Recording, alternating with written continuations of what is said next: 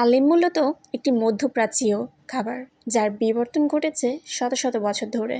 এর ইতিহাসের প্রধান পর্যায়গুলো আজকে তুলে ধরছি। হালিমের আদি রূপ হলো হারিস বা হারিসা নামক একটি আরবীয় খাবার।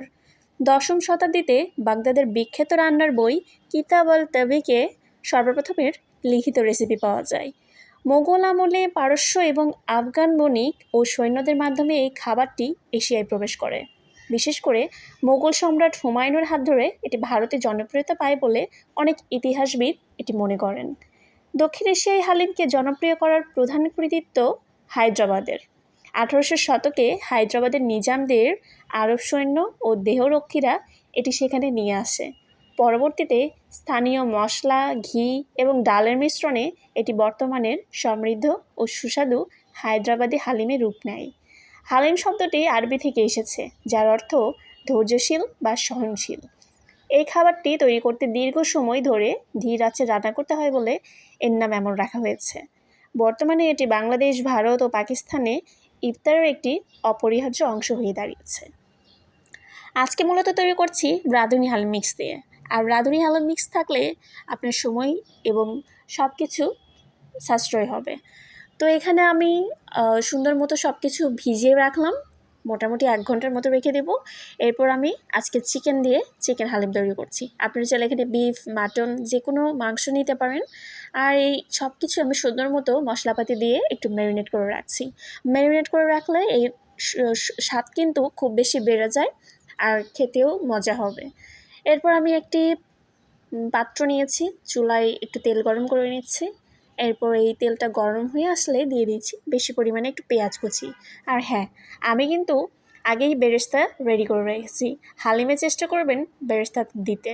আর এই তো মাংসটা আমি দিয়ে দিচ্ছি। ম্যারিনেট করা মাংসটা আপনি চাইলে কিছুক্ষণ রাখতে পারেন অথবা সাথে সাথেই রান্নাটা করে নিতে পারেন, এতে করে কোনো সমস্যা হবে না। তবে হ্যাঁ, গরুর মাংস কিন্তু একটু বেশি সময় ধরে রান্না করে নিতে হবে। আপনারা চাইলে এখানে রান্না করা মাংসও কিন্তু দিতে পারেন। এরপর একটু পানি অ্যাড করে দিলাম যাতে মাংসটা সিদ্ধ হয়।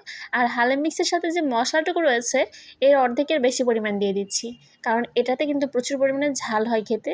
আপনারা চেষ্টা করবেন ঝাল অনুযায়ী ব্যালেন্স করতে। আর যদি আপনারা ঝাল প্রেমী হয়ে থাকেন, এক্সট্রা করে কিন্তু কাঁচামরিচও অ্যাড করতে পারেন।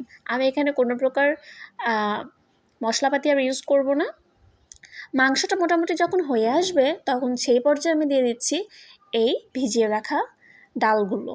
এই ডালটা বেশ ভালোভাবে রান্না করতে হবে, অল্প আছে বেশ সময় নিয়ে আপনি এটি নাড়াচাড়া করতে থাকবেন, তা নাহলে কিন্তু পাতিলের নিচের দিকে তলা পেকে যাবে আর রান্নাটা কিন্তু খুব একটা ভালো হবে না। এই হালিম রান্নার অন্যতম এই ট্রিক্সটা আপনারা ফলো করবেন, অনবরত নাড়তে থাকবেন। এরপর যখন একটু ফুটতে শুরু করবে দিয়ে দিচ্ছি পরিমাণ মতো পানি। আপনারা চাইলে এখানে গরম পানি অ্যাড করতে পারেন, আমি এখানে ঠান্ডা পানি অ্যাড করেছি। আর এরপর দিয়ে দিচ্ছি কুচিয়ে রাখা ধনিয়া পাতা, আপনারা চাইলে এটা স্কিপ করতে পারেন।